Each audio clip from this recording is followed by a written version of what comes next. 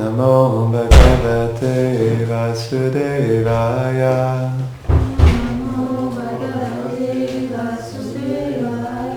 Om Namo Bhagavate Vasudevaya.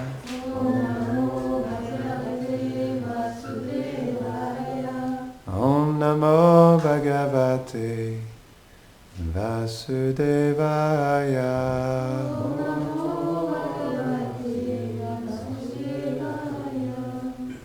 Hare Krishna. Donc vous avez la page? Oui, c'est verset 23. Savahayam yat padam matra surayo jitendriya nirjita matarishvana pashyanti bhaktyut kalita malatmana Nanvesha sattvam parimarshtum arhati. Savahayam yat padam matra surayo. Chitandriya nirjita matarishvana. Bhashyanti bhaktyut kalitat malatmana. Nanvesha sattvam parimarshtum arhati. Savahayam yat padam matra surayo. Jitendriya nirjita matarishvana. Pashyanti bhaktyut kalita malatmana. Nanvesha sattvam parimarshtum arhati.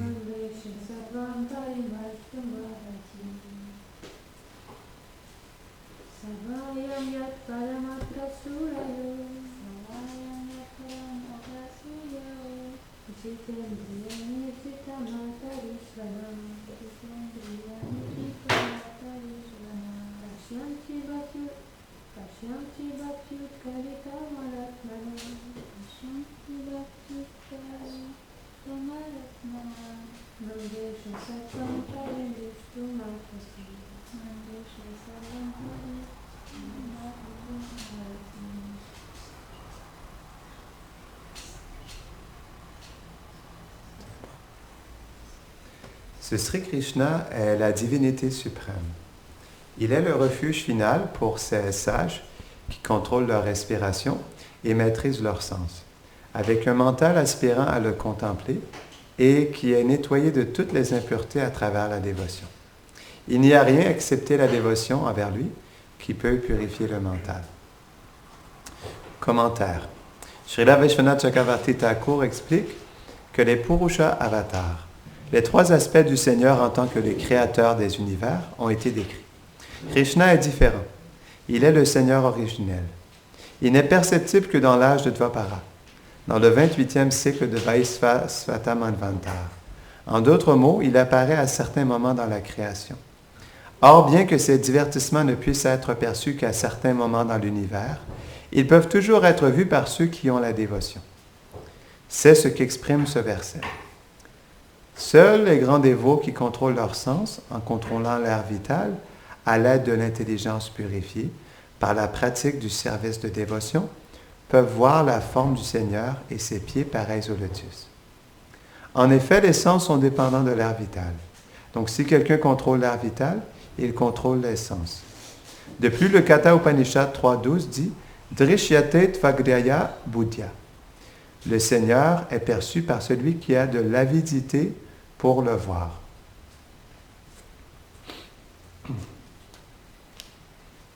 Or, ce même Seigneur est la cause de la pureté de leur intelligence. Lui seul peut la purifier complètement. Aucun processus n'en a le pouvoir. Aussi, l'implication d'être un sage, de contrôler les sens et l'air vital ne peut-elle être réalisée que par la pratique du service de dévotion et non par les différentes pratiques de yoga comme le pranayama ou d'autres procédés. La pratique du service de dévotion donne à une personne de développer graduellement l'avidité pour voir le divertissement du Seigneur. C'est pourquoi les sages qui sont avides de dévotion voient le Seigneur. Pour un pur dévot, ces divertissements sont visibles en tout temps. Il est dit à ce sujet dans le Gopal Tapani Upanishad, Ata pat radhyante so buddhyata gopo, gopa vesho, me purusha purashtad avirbabhuva. Brahma dit, à la moitié de ma vie, je l'ai vu. Il a apparu devant moi habillé comme un pâtre. Le Brahma Samhita explique que Krishna se manifesta à Brahma au commencement de la création et Brahma lui offrit des prières. Omagyanti mirandasya kananjana sharakaya chakshurun meritam jaina tasmai shri gurave namaha manchakalpatarubhyascha kripa sindhubhyaivacha patitanam bhavanebhyo vaishnavebhyo namo namaha Jaya Shri Krishna Chaitanya Prabhu Nityananda Shadvaita Gadadhara Shivasadi Gaura Bhakta Vrinda Hare Krishna Krishna Krishna Hare Hare Hare Rama Rama Rama Hare Hare Namam Vishnu Padaya Krishna Prishtaya Bhutale Shrimate Bhakti Vedanta Swami Nitinamini Namaste Sarasvati Devi Gauravani Pracharine Nirvesesha Shunnavadi Pashtyatya Deshatarine. Quand je lisais le commentaire, ça me rappelait, quand Srila Prabhupada était présent, il organisait des gros festivals à la nouvelle Vrindavan, la première communauté à la campagne qu'il avait créée. Et donc il avait fait un festival où pendant plusieurs jours, il parlait sur le Srimad Bhagavatam. Et un soir, donc, avec les dévots, il lisait le livre de Krishna. Srila Prabhupada avait souvent cette habitude, le soir, lorsqu'il était avec son secrétaire, son nom m'échappe, Shrutakirti Prabhu. Lorsqu'il était avec Shrutakirti Prabhu, le soir, il lui demandait juste parfois de lire des divertissements dans le livre de Krishna. Et Shrutakirti Prabhu, lorsqu'il avait la chance de faire ça, il voulait toujours trouver des divertissements où Srila Prabhupada révélait en fait les batailles entre Krishna et les démons.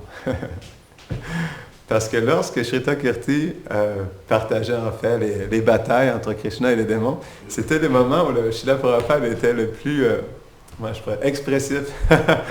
Il expliquait qu'il commençait à frapper sur son genou en riant vraiment avec profondeur, en frappant sur son genou, en allant vers il riait d'entendre parler justement de Krishna qui battait les démons. Et Shrutakirti Prabhu, il appréciait tellement de voir Srila Prabhupada en extase, en entendant voir Srila Prabhupada justement rigoler de voir les batailles avec les démons, à chaque fois où on lui demandait de lire le livre de Krishna, il essayait toujours de trouver un divertissement où Srila Prabhupada riait justement de pleine joie. Et à un moment donné, il avait trouvé une histoire aussi, je ne me rappelle plus exactement c'était quoi l'histoire, mais là où Krishna se battait contre un démon, et à ce moment-là, Srila Prabhupada ne riait pas. Donc là, Shrutakirti Prabhu, il était surpris, il se demandait pourquoi Srila Prabhupada il ne riait pas à ce moment-là. Mais c'est vraiment un divertissement qu'il appréciait beaucoup, qu'il racontait justement. À quel point il voyait que Prabhupada était absorbé justement dans les divertissements de Krishna.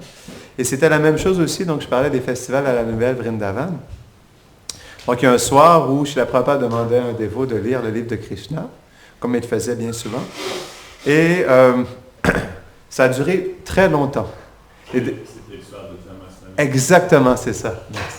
C'était le soir de Janmashtami, il commençait à lire le livre de Krishna. Et ça durait très, très longtemps. Parce que c'est une chose que Srila Prabhupada instruisait à ses disciples. Il leur demandait, le jour de Janmashtami, de faire un peu de kirtan et un peu du livre de Krishna, et ça toute la journée. C'est ce qu'il avait demandé à ses dévots. Il voulait qu'ils s'absorbent totalement dans le kirtan et les divertissements Krishna. Et ce soir-là, justement, le soir de Janmashtami, comme ils font dans ISKCON, ils ne jeûnent qu'à minuit. Ils attendent justement, ils font un artiste spécial à minuit. Et là, pendant des heures, Srila Prabhupada demandait qu'on lise le livre de Krishna. Et à un moment donné, les dévots, parce que justement, dans les festivals, les dévots font beaucoup de services, et les dévots étaient épuisés. Et là, Srila Prabhupada, il voyait justement que les dévots commençaient à piquer du nez. Et il insistait quand même justement à ce qu'on continue à lire le livre de Krishna. Et ce qui est intéressant justement, ce que les dévots partagent, c'est que tout le monde était tellement épuisé, mais Srila Prabhupada il était tellement en extase d'entendre parler des divertissements, il demandait encore et encore, il ne voulait pas que ça s'arrête. Et si je me rappelle bien, à un certain moment donné, il a vu que vraiment les dévots étaient épuisés, et là il a demandé de faire un kirtan. Si je me rappelle. Il voyait les bâtons se mettre. Ah, c'est ça! Tous les sannyas, justement, ils étaient alignés, là. Tu vois les bâtons qui descendaient. Ce qui se passe, c'est qu'à minuit, Prabhupada, il n'a pas arrêté la continuité. Ah, c'est ça, exactement. Donc, il a continué de lire le livre de Krishna. Donc, il voulait vraiment pas ça. Il était vraiment pris d'une extase, il était totalement absorbé, il ne voulait pas du tout s'arrêter. Et ce divertissement nous montre à quel point Srila Prabhupada, justement, il était 24 heures sur 24 absorbé, non, dans les divertissements de Radha et Krishna. Mais ce qui est intéressant, en fait, dans ce verset, ce qui est expliqué, c'est que, justement, par la dévotion, seulement par la dévotion, on peut purifier le mental. Et lorsque le mental est purifié, on peut, par la dévotion, apercevoir Krishna. Mais ce qui est important de comprendre, c'est seulement par la gloire c'est seulement par la miséricorde des purs dévots qu'on peut voir Krishna. Et ça, je l'ai compris quand j'ai commencé à lire le livre de Krishna aussi. Je me rappelle quand je l'ai lu pour la première fois, je n'avais jamais rencontré les dévots. J'avais juste rencontré Srila Prabhupada à travers son livre et ses images. Et je me rappelle l'impression que j'avais eue quand je lisais le livre de Krishna. J'entendais parler pour la première fois des gloires de Krishna, de ses divertissements à Vrindavan, parce que j'avais juste eu le volume 1 du livre de Krishna. Ça veut dire, dans cette édition-là, il y avait 2 volumes. Donc, c'était chapitre 1 jusqu'à chapitre 45. Donc, j'avais lu tout le volume entier. Et je me rappelle, quand j'avais lu le livre de Krishna, j'étais fasciné de voir à quel point un associé, à ce moment-là, je ne comprenais pas ces choses-là, mais un acharya, non, expliquait, pouvait connaître à quel point le Seigneur, d'une manière aussi intime, était capable justement de nous révéler, en fait, les secrets du Seigneur suprême, de nous partager ses qualités, ses divertissements, ses associés, ses relations. Non? Et ça m'avait profondément touché de voir qu'une personne connaissait d'une manière si intime, en fait, le Seigneur suprême, dans ses divertissements personnels. Et c'est ce qui est spécial, en fait, avec Srila Prabhupada, c'est que il nous a donné, il nous a tout donné en réalité, et principalement aussi à travers ses livres. C'est ce qu'il expliquait. Donc, oui, je ne suis peut-être pas là toujours personnellement, mais j'ai mis mon cœur dans mes livres. Et c'est vraiment à travers ces livres qu'on peut découvrir Srila Prabhupada. Pour ceux qui ont lu d'une manière plus approfondie ces livres, je suis sûr que vous pouvez constater aussi que lorsqu'on lit les livres de Srila Prabhupada, sa personne, en fait, se révèle à nous. Donc, je me rappelle un jour, un dévot expliquait cela, que lorsqu'on lit le Bhagavatam, ou lorsqu'on lit la Bhagavad Gita, parce que le Bhagavatam, il est directement Krishna, ça veut dire qu'on peut développer une relation personnelle avec le Bhagavatam lorsqu'on le lit. Et c'est la même chose aussi avec la personne qui fait le commentaire. Donc, au même titre qu'on peut découvrir Krishna lorsqu'on lit le Bhagavatam, parce que c'est non différent de lui, lorsqu'on lit les livres de Srila Prabhupada, on peut aussi découvrir Srila Prabhupada. Il est personnellement présent à travers ces livres. Et aussi, on peut sentir, lorsqu'on lit le Brihad Bhagavatamrita, on peut sentir Sanatana Goswami. Et c'est ça qui est spécial. C'est que, justement, comme l'expliquait aussi Gurudev, je ne dirais pas Nityalila Pravishnam, je vais dire Jayam Vishnupad parce que Srila Prabhupada, il est présent. On ne devrait jamais se dire que Srila Prabhupada n'est pas présent dans notre vie. Parce qu'il est notre Param Guru, non? Il est un peu comme notre grand-père. Et lorsqu'on comprend qu'est-ce que Parampara veut dire, c'est que quand on se connecte à notre maître spirituel, on ne se connecte pas juste à notre maître spirituel, mais on se connecte au Parampara en entier. Donc ça veut dire pas seulement Srila Prabhupada, mais tout le Parampara. Mais que dire de Srila Prabhupada? Parce que justement, il a une place spéciale dans notre cœur, parce que c'est grâce à lui que nous sommes ici aujourd'hui. Et c'est grâce à sa miséricorde, vraiment unique et spéciale, que nous sommes ici aujourd'hui. c'est ce qui nous permet d'être ici et de partager les gloires de Krishna. C'est parce que Srila Prabhupada nous l'a permis. Par sa douce miséricorde, il a créé une facilité dans le monde entier pour que toutes sortes d'individus, malgré leur manque de qualification, peuvent se connecter dans l'association des dévots et lire les gloires de Krishna dans le Srimad Bhagavatam. Donc, c'est important de méditer sur Srila Prabhupada, de lui mettre une place spéciale dans notre cœur parce que, justement, on lui doit tout. C'est vraiment à cause de lui que nous sommes ici aujourd'hui. C'est vraiment seulement à cause de lui.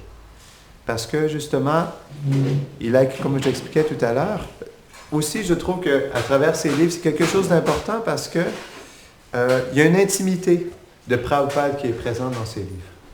Parce que d'écrire le Bhagavatam, c'était son cœur. Pourquoi? Parce que le Bhagavatam, c'est le livre par excellence dans le Kali Yuga. C'est le livre qui nous permet de découvrir Krishna. C'est le soleil qui brille dans les ténèbres du Kali Yuga. Et Srila Prabhupada nous a donné le Bhagavatam, mais d'une manière à ce que le monde entier puisse être en mesure de le lire, de le découvrir. Donc, c'est pour ça que si on veut progresser dans notre vie dévotionnelle, on ne peut pas laisser Srila Prabhupada de côté.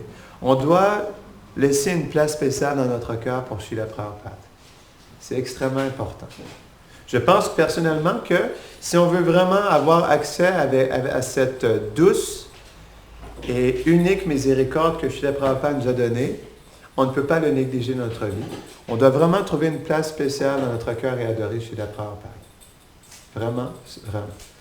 Pourquoi? Parce que, justement, comme on expliquait, c'est grâce à lui, on a une immense dette envers lui. Et aussi, comme un père bien-aimant, il se montre disponible à nous. Donc, j'ai vraiment apprécié ce que Gurudev disait l'autre jour, lorsqu'on glorifiait Srila Prabhupada. Jai Om Vishnupad. C'est un point qui est vraiment important. On ne devrait pas dire Nitya Plavishna Om Vishnupad. Jai Om Vishnupad parce que Srila Prabhupada, il est réellement présent. Donc, le point, c'est que lorsque Srila Prabhupada est venu établir une mission dans ce monde, non?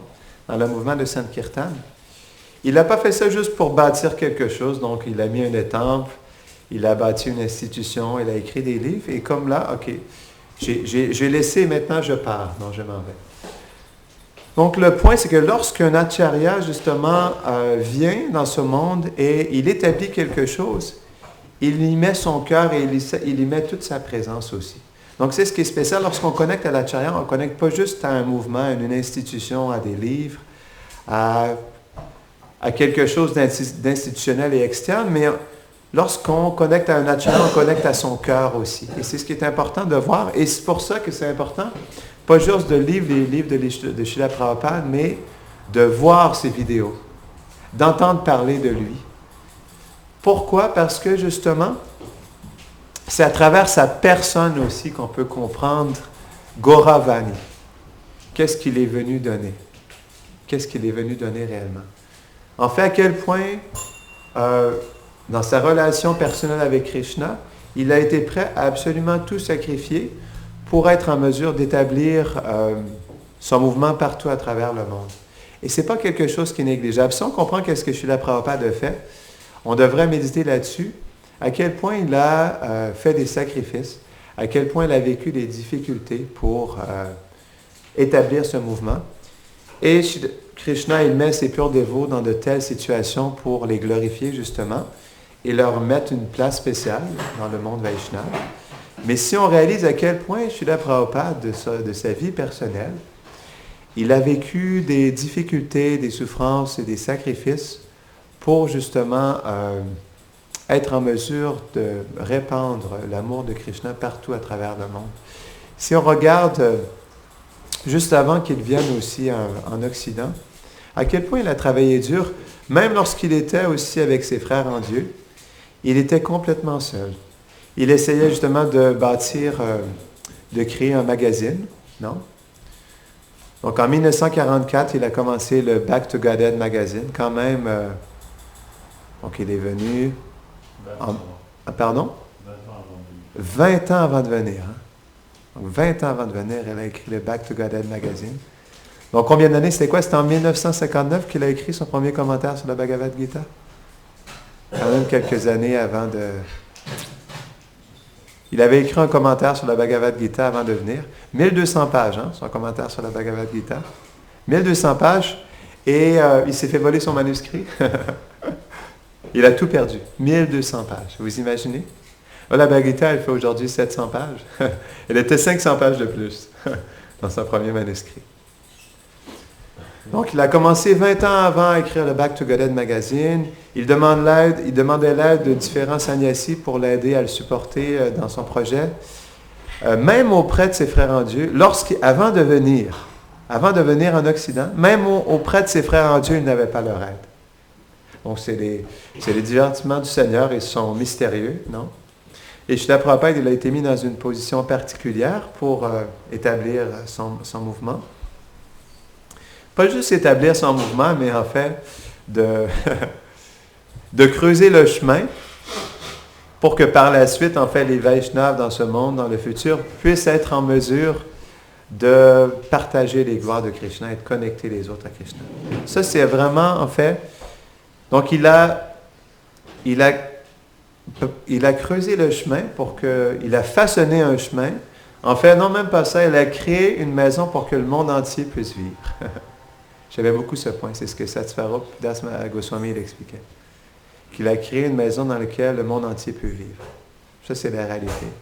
Et parce qu'il a créé, justement, pas juste par cette facilité qu'il a donnée, mais par son cœur qu'il a partagé, par ses livres et par tout ce qu'il a donné dans l'instruction à ses dévots, justement, de partager les gloires de Krishna et d'essayer, justement, de connecter le monde entier à Krishna. Et comme on comprend le caractère plus intime de Srila Prabhupada, comme il a demandé aussi qu'on écrive dans son Premadvani, dans son, Pranam Mantra, Gauravani. Donc, Srila Prabhupada, il est venu révéler le cœur de Chaitanya Mahaprabhu. Il est venu révéler le cœur de Srimati Radharani. Et dans cette humeur, justement, de partager le cœur de Chaitanya Mahaprabhu, il a essayé de connecter tous les êtres à ce sentiment de séparation que vit Krishna dans la séparation de Radharani. C'est ce que Gauravani veut dire. Et c'est ce que Prabhupada, en réalité, est venu donner. Parce qu'il explique dans le Chaitanya Charitamrita que entrer dans le mouvement de Sankirtan veut dire développer les sentiments de séparation. Il explique c'est ce que entrer dans le mouvement de Sankirtan veut dire. Je me rappelle, j'avais écouté ça de Pranananda Maharaj. Il expliquait ça dans une classe à Vrindavan. Donc, le point, c'est que Srila Prabhupada, il est venu donner quelque chose de très précieux. C'est juste, en fait, qu'il a modelé quelque chose en externe pour que tout le monde entier puisse accéder, justement, à cette miséricorde précieuse. Donc, c'est ce qui fait, en fait, cette particularité. Il a donné la chose la plus intime, mais il a créé une facilité pour que cette chose intime puisse être graduellement découverte à travers ce que Srila Prabhupada a donné. Donc, c'est ça le point. C'est pas qu'il n'a rien donné, il a tout donné, mais il a laissé une facilité qui permet aux gens graduellement, à travers ses livres et à travers l'association avec les Vaishnavas, comme les festivals ou toutes sortes de choses, à leur permettre graduellement de découvrir, en fait, qu'est-ce que réellement le mouvement de Sankirtan est là pour nous donner. Non? Donc, comme on expliquait tout à l'heure, c'est ce qui est vraiment important. On doit aussi prendre le temps de découvrir Srila Prabhupada, de découvrir sa personne. Et c'est ce qui est vraiment fascinant lorsqu'on voit les disciples de Srila Prabhupada qui décrivent leur amour pour lui. On peut voir à quel point Srila Prabhupada est un être extraordinaire. À quel point ses disciples avaient de l'amour pour lui, étaient prêts à tout sacrifier. Et je vais vous partager un exemple. À quel point, parce que Srila Prabhupada leur donnait un amour si profond, ses disciples étaient prêts à tout faire pour lui, tellement ils avaient de l'amour pour Srila Prabhupada. Donc, je me rappellerai toujours de ça. Donc, il y a un disciple de Prabhupada qui s'appelle Gopal Prabhu. Et lorsque j'étais à Vrindavan, dans une classe du Srimad Bhagavatam, il partageait, en fait, sa connexion avec Srila Prabhupada. Et il expliquait qu'il était une personne extrêmement simple, qui n'avait pas beaucoup de qualités et qui ne savait pas faire grand-chose. Mais à un moment donné, Srila Prabhupada, comme c'est expliqué, il avait comment on dit, une planète Terre qu'il tournait. Et parfois, il mettait son doigt sur la planète Terre. Et là, il disait justement, OK, Brahmananda, toi, tu vas aller au Kenya, non, en Afrique. Et toi, Tamal Krishna Maharaj, tu vas aller en Chine. Il faisait juste tourner la planète et il mettait son doigt. Non? Et toi, tu vas aller là. Et là, à un moment donné, il a dit à Gopal Prabhu, toi, tu vas aller en Malaisie. Donc, imaginez-vous, non? Vous êtes un petit dévot, là, vous êtes là depuis peut-être 2 ans. Et là, Srila Prabhupada vous demande, à vous, non? Moi, je te regarde, je te demande à toi, OK, demain, tu prends tes valises et tu t'en vas en Malaisie. Tout seul, tu prends tes valises et tu t'en vas en Malaisie avec pas un sou. Parce qu'à cette époque-là, il n'y avait pas beaucoup d'argent à ce moment-là. Donc, imaginez-vous à quel point ça... Mais c'est là qu'on voit l'amour qu'il y avait entre Srila Prabhupada et ses dévots. À quel point, dans cette relation d'amour, ils étaient prêts à tout faire. Ils ne posaient même pas de questions. Vous imaginez à quel point cette relation d'amour, elle était profonde. À quel point ils avaient une confiance, mais aveugle, non? En Srila Prabhupada. Ils savaient à quel point Srila Prabhupada était qualifié, était connecté, et était capable, en fait, de tout faire dans ce monde.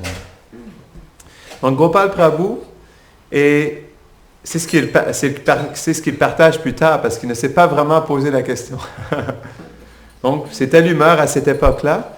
Les dévots, justement, lorsque Prabhupada demandait quelque chose de leur amour, ils acceptaient sur le champ et ils fonçaient. Non. Parce que Prabhupada était comme un taureau, non? Il ne se posait pas de questions, il faisait tout simplement parce qu'il avait Krishna avec lui.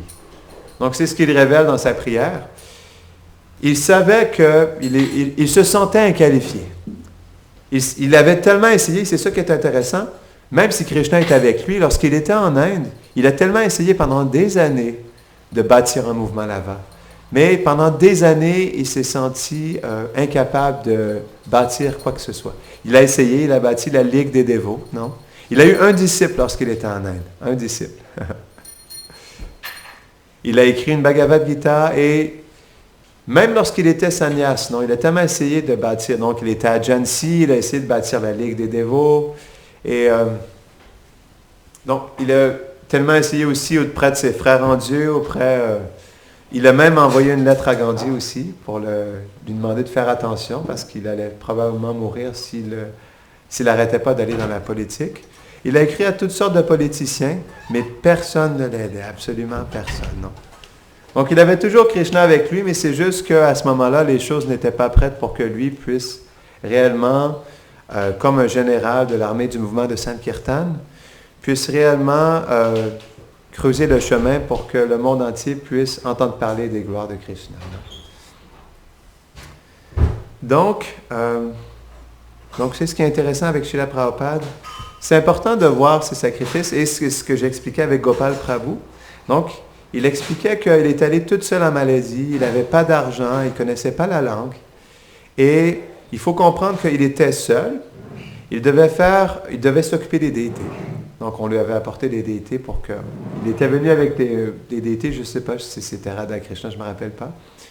Mais il avait des déités et il devait faire, 5 artis par jour. Il devait cuisiner pour les déités. Il devait aussi faire dans le temps, on appelait ça des life members, des membres à vie, non? Il devait bâtir une communauté, il devait trouver des donations et il était tout seul pour tout faire ça. Et en plus, donc, dans ce qu'il expliquait, il était tellement une personne simple, mais il s'est tellement senti mis en pouvoir, en fait de suivre les instructions de Srila Prabhupada. Et ce qu'il expliquait, c'est que c'était tellement quelque chose qui était inconcevable pour lui, impossible d'atterrir en Malaisie, de ne pas connaître de la langue et de tout faire ça en même temps. Non. En une journée, de devoir, comme j'expliquais, juste pensez-y un instant, à quel point ça devait être difficile. Une seule personne en Malaisie, dans un petit village, à faire toutes les artis, toute la cuisine, ramasser l'argent, faire des dévots et essayer de bâtir une communauté. À quel point ça doit être difficile.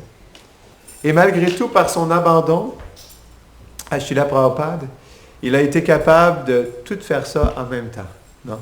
Il réussissait à faire les artis, à cuisiner. Il avait même trouvé des donateurs. Il avait même commencé à donner une classe pour les enfants. Et tout s'était naturellement enclenché Et j'essaie de me rappeler les détails. Ça fait quand même quelques années que j'avais entendu son histoire.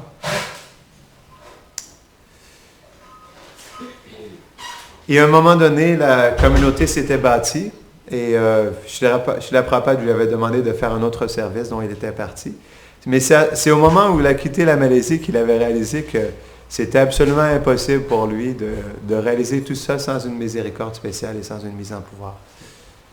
Donc oui, et pourquoi j'explique ça, c'est que Srila Prabhupada, il était tellement présent pour ses dévots et il leur donnait tellement la mise en pouvoir pour accomplir des miracles. Et on ne devrait pas se dire que ce n'est pas accessible aujourd'hui. On ne devrait pas se dire que Srila Prabhupada n'est pas plus présent, que cette miséricorde n'est plus présente et que justement ces miracles-là ne peuvent plus arriver aujourd'hui. Parce que ça serait de manquer de foi, en fait, en cette miséricorde de Srila Prabhupada qui est toujours accessible. Oui, quand Srila Prabhupada était présent, il y avait une miséricorde particulière et il était là dans un temps particulier, absolument favorable pour que justement son mouvement explose. Mais en même temps, on ne devrait pas se dire que ce que Prabhupada a manifesté lorsqu'il est présent est absolument impossible.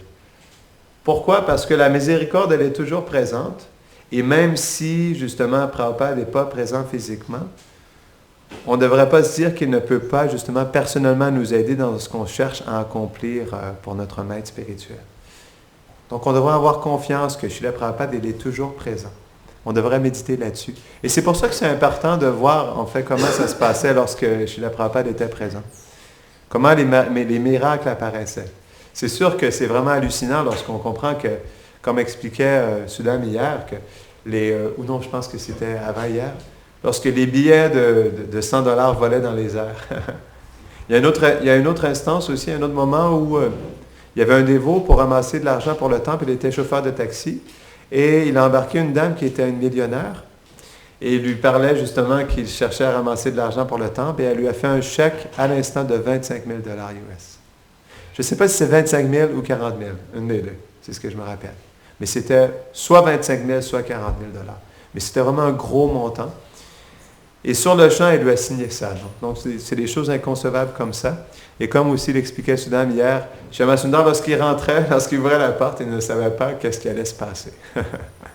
C'était toujours une surprise. Donc on doit avoir confiance en Srila Prabhupada. Et comme un père bien-aimant, ou comme il l'expliquait justement comme un grand-père, il expliquait que le grand-père est toujours plus miséricordieux. Il souhaite donner tellement d'amour à ses petits-enfants. On ne devrait jamais penser que Srila Prabhupada n'est pas présent dans notre vie et n'est pas disponible pour nous, n'est pas accessible à nous aider, justement, à nous partager sa miséricorde et justement à nous guider dans notre vie dévotionnelle. Donc c'est important de développer une relation avec Srila Prabhupada parce que lui aussi souhaite être disponible et comme parfois on peut oublier lorsqu'un acharya bâtit une institution, on connecte avec les livres de Srila Prabhupada, on connecte avec la facilité qu'il a donnée, mais en réalité, on devrait aussi vouloir connecter personnellement avec la personne qu'il est. Et ça ne veut pas dire justement juste le Srila Prabhupada comme en fait l'acharya qui est venu en ce monde, mais la personne derrière. La personnalité d'œuvrage qui est descendue dans ce monde pour être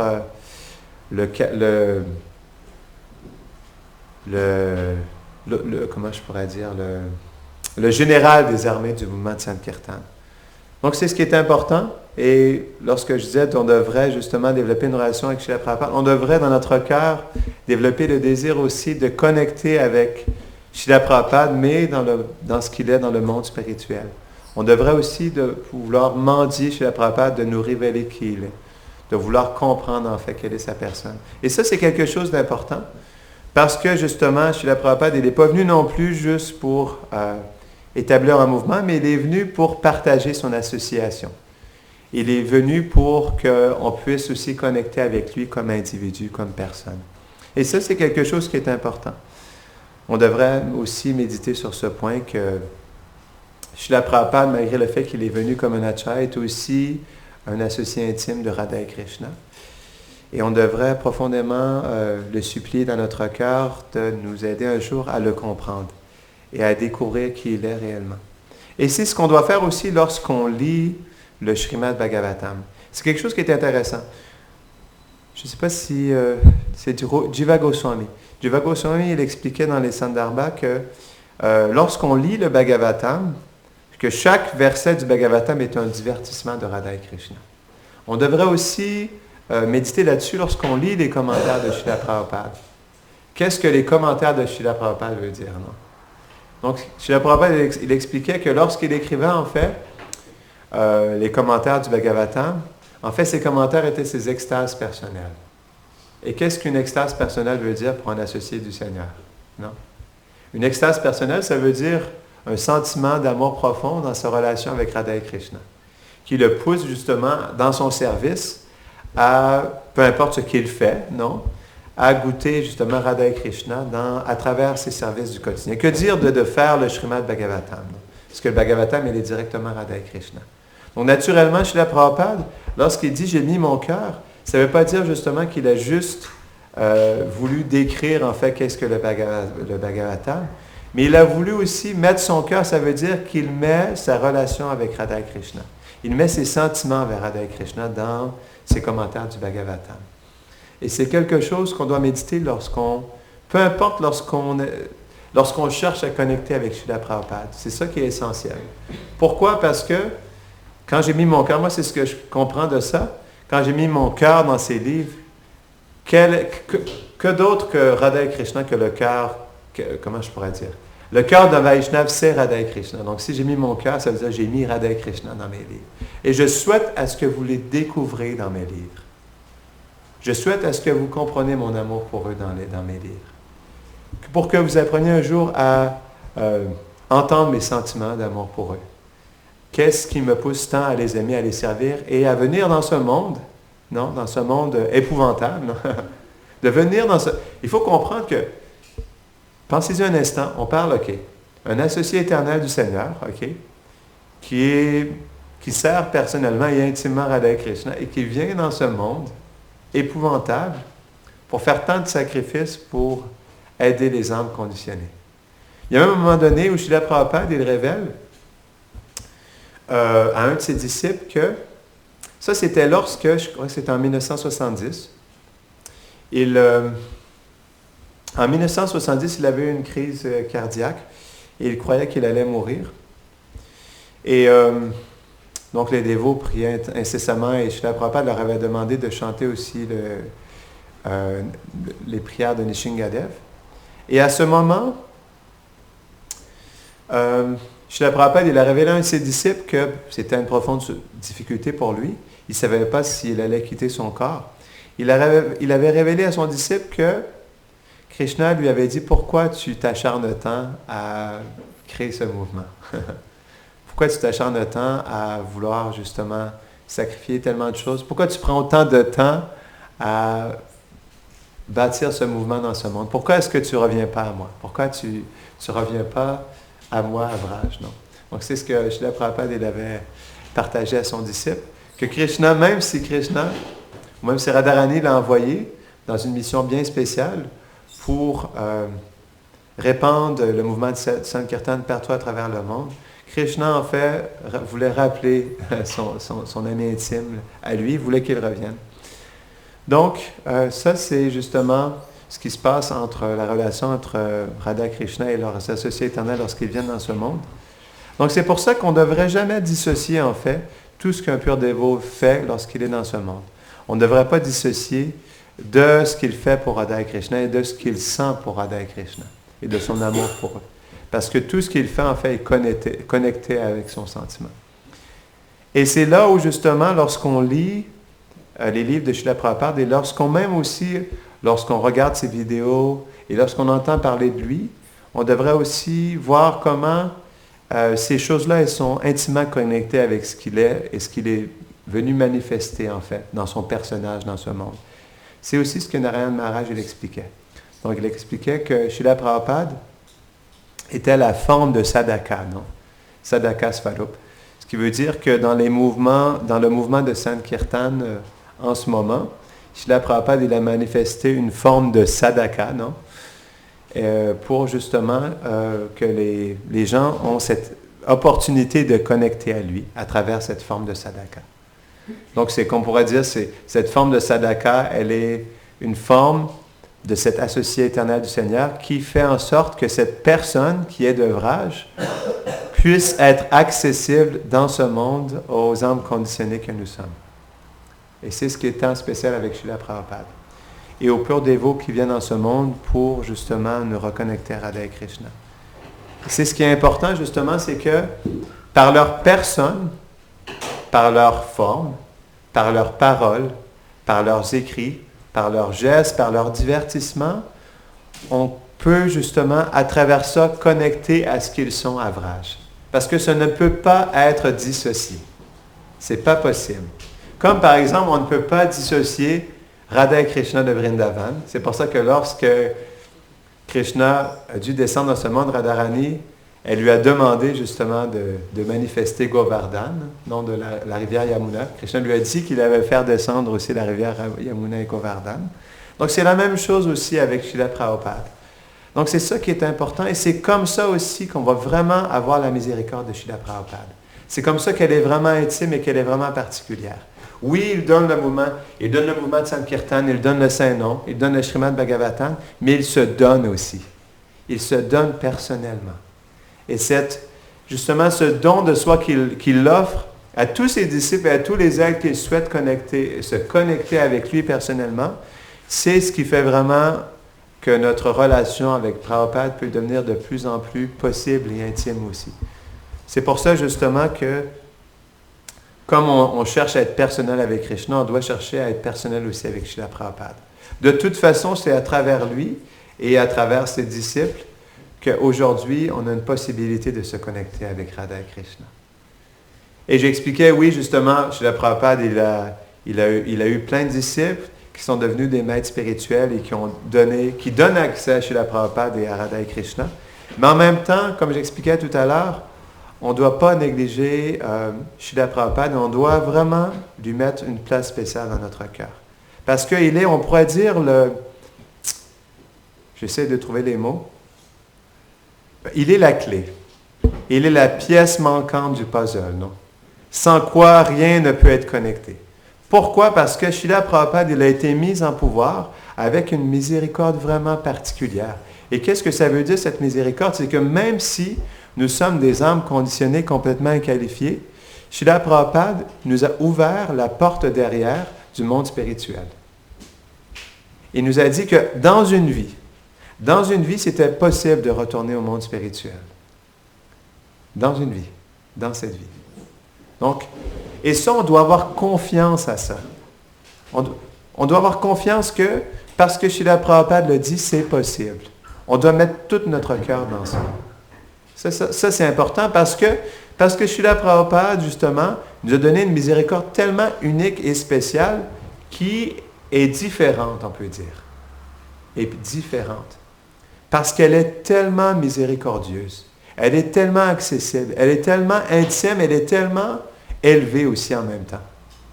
Et malgré notre manque de qualification, elle nous permet de connecter à la chose la plus intime et la plus précieuse.